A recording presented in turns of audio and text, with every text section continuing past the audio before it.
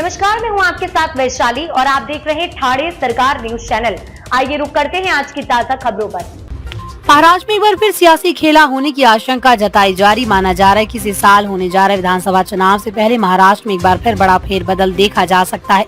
दरअसल इसकी वजह अजीत पवार गुट के नेताओं की शरद पवार के साथ हो रही मुलाकातें। सोमवार को जहां एनसीपी के कद्दावर नेता छगन भुजबल ने शरद पवार से मुंबई में उनके आवास सिल्वर ओक में मुलाकात की थी, वहीं आज अजीत पवार की पत्नी सुनेत्रा पवार भी शरद पवार के आवास पर पहुंची।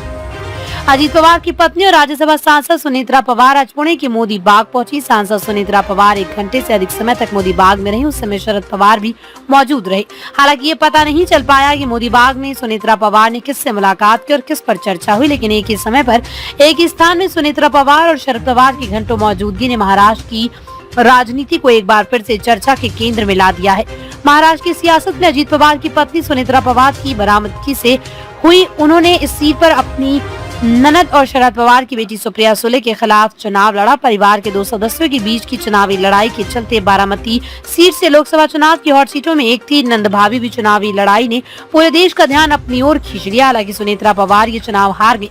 सुप्रिया सुले ने उन्हें करीब 1.5 लाख वोटों से मात दी। हालांकि एनसीपी नेता प्रफुल्ल पटेल के इस्तीफे से खाली हुई राज्यसभा सीट पर सुनेत्रा पवार ने नामांकन दाखिल कर अपने सियासी सफर की शुरुआत की। लोकसभा चुनाव के बाद ये पहला मौका है जब सुनेत्रा पवार और शरद पवार के बीच मुलाकात की खबरें सामने आ रही हैं। शरद पवार के आवास मोदी बाग में सुनेत्रा पवार करीब 1 घंटे रही। इसी तरह से अजीत गुट के नेता छगन भुजबल भी कल शरद पवार के आवास पर घंटों रुके।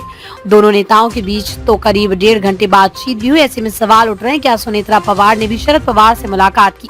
शरद पवार से मुलाकात के बाद कल छगन भुजबल ने कहा था कि दोनों नेताओं के बीच मराठा आरक्षण के मुद्दे पर बातचीत हुई। भुजबल ने कहा कि शरद पवार राज्य के बड़े नेता हैं। मराठा आरक्षण को लेकर राज्य में कानून व्यवस्था बनी रहे, इस पर चर्चा हुई।